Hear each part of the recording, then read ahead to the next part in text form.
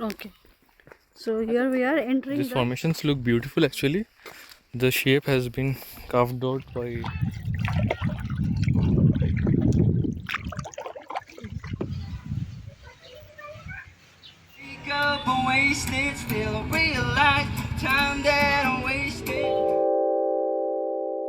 Before proceeding towards the next narrative, let's have a walk around the hotel at which we had stayed. Hotel Rainbow is located at Police Bazaar, the most prominent and popular place in Shillong. The lodge offers a budget-friendly stay and provides the basic amenities to its boarders. The reception area is a small, decent and well-furnished and decorated one. The staff is well-mannered and the hotel also has a restaurant which offers decent eating options as well. The rooms and the attached washrooms are spacious enough and provides almost all the basic amenities. Altogether, we had a pleasant and pocket-friendly stay at Hotel Rainbow. 1 hour later. So, hello guys, good morning. Today is the 7th of May. Mainly we are going to Mawsynram and we are going to some other spots as well. So, what are We are going to Mawlyngbna and Mawphlang Sacred Groves. What is Mawlyngbna? There is I'm a not sure. cave. Maybe a village, there's a cave or a waterfall kind of a thing. Okay. Mawsynram is the place which receives highest rainfall now and it has replaced Cherrapunji. Highest rainfall in the world. We have entered the area for Mawphlang Sacred Groves. So let me tell you about the price. Price is actually 30 rupees per head and you need to pay a fee of 350 for guide. So this is Mawphlang Sacred Groves and this is in the village of Mawphlang itself. You can see the green pastures over here, the vast green meadows over here. Without any story or without any reason, we cannot call or we cannot mention this place sacred. The Khasi people, we have to call this place sacred. So there is a story inside Meghalaya. So but only this one we open for public or we allow for the tourists to visit inside of the forest. This one is quite old, it's quite bigger. Sacred forests are spread out all across the Khasi hills and are considered an integral part of the Khasi way of life and the Seng Khasi religion. Only a few of these groves, like the one at Mawphlang, are made accessible for tourists.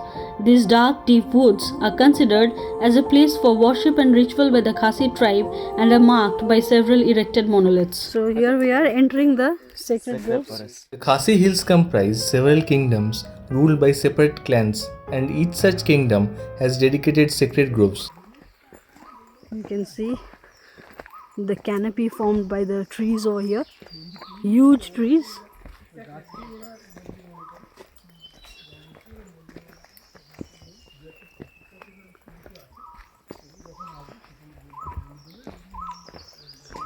Looks like the head of a snake.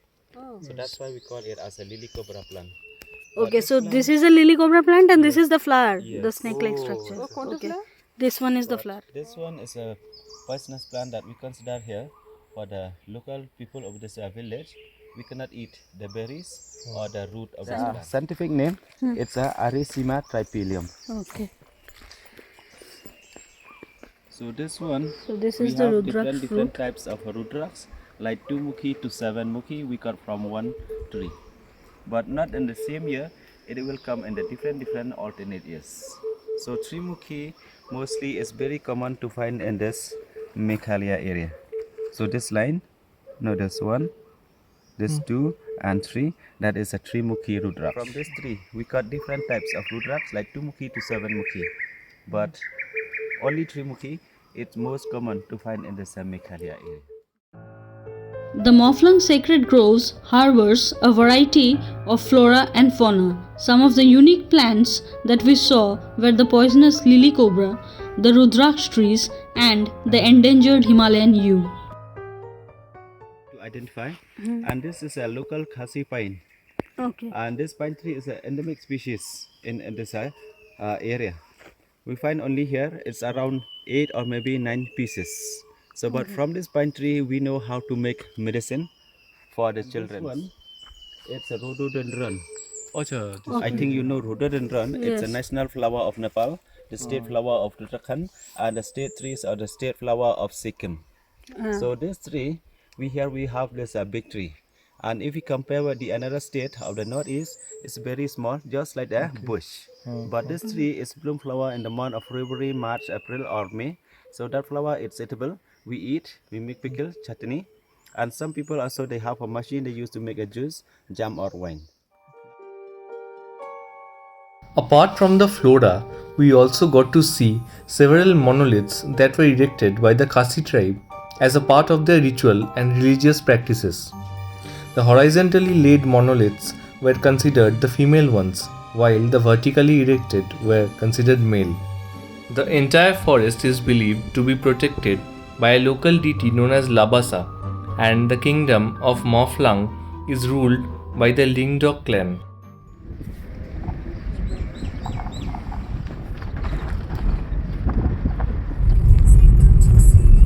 So we are on the way towards Mawsynram.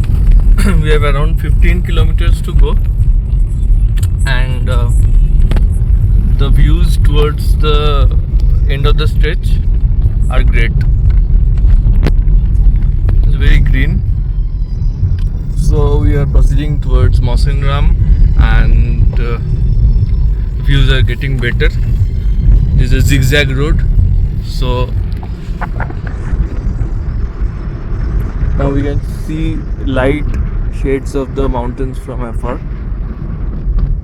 I think it's a bit on the cloudier side again. I think it's going to rain since Mawsynram is the rainiest place on earth.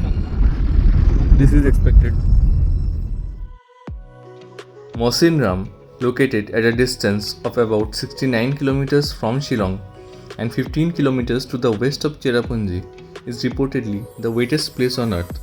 This town receives the highest rainfall in India. The way towards Mawsynram was extremely scenic, and the area is marked by dense tropical forests, hills, and highlands. The journey through the meandering roads were indeed adventurous and enthralling. On reaching Mawsynram, we visited the offbeat village of Mawlyngbna, situated at the banks of the Umakhoi river. We are at the Umakhoi river, and it's a canyon area actually.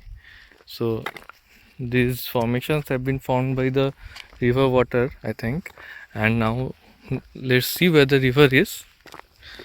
The river is not here now. Now this has been made into a path. There are some activities that can be done in this region, like kayaking, canoeing. Then there is a trekking spot as well.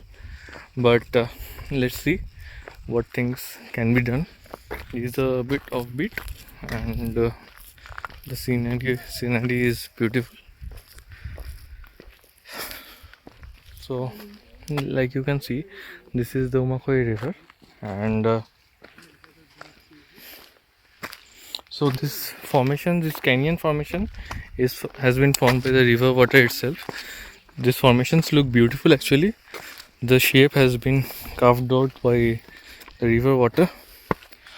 This is barricaded. I think there will be a point from where we can go down towards the river water.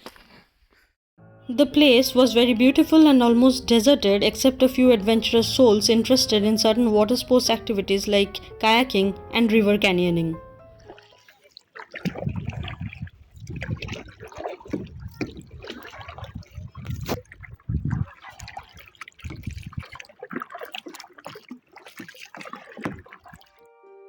Due to time constraints, we couldn't opt for the thrilling river trek. However, we tried our hands at kayaking. You wanted to come to the other side? This is the other side.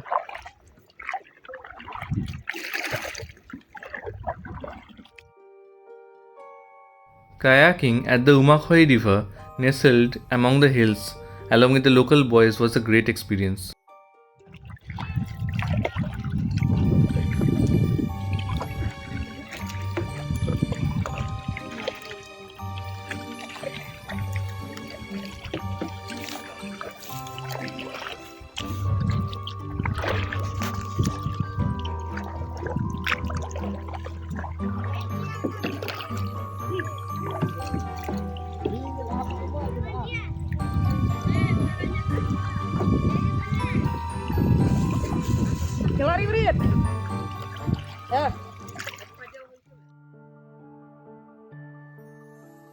Our second stop at Mawsynram was the Mawlyngbna Caves.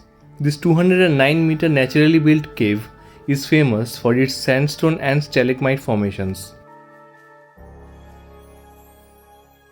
So hello guys, welcome to the Mawphlang Caves. This is near Mawsynram and we have entered the cave. The entry fee is 20 rupees per head and there is a parking fee of 20 also. That is constant for most of the places that we have visited. So the cave, you cannot go that far into the cave, but the cave is very big, so I have to say. There is a shivling actually, that a natural shivling. There are stalactites or stalagmites, I'm not sure what they're called. So natural formations. The thing is that although the outside temperature is quite high, inside the cave it's quite cool. And one more thing that I wanted to show is that here, see, water is constantly falling. This leads to the formation of these stalactites and stalagmites. And The temperature inside the cave was noticeably low. One of the wonders of the cave is that it hosts a rock formation which resembles the Shivalinga. This very rock is also constantly bathed by water dripping from the stalagmites above. Finally, it was time for us to head back to Shillong.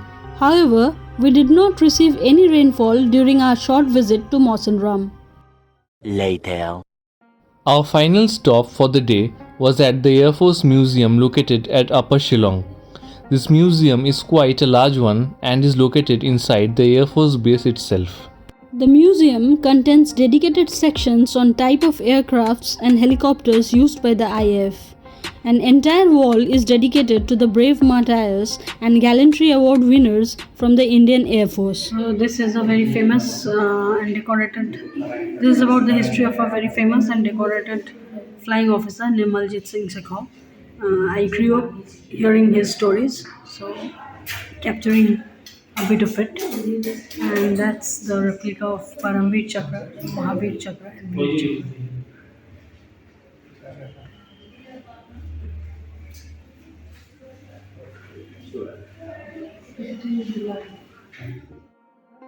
The museum also hosts various guns, missile models, rockets, and miniature models of aircrafts. One can also learn in detail about helicopters, fighter jets, and jet engines as well.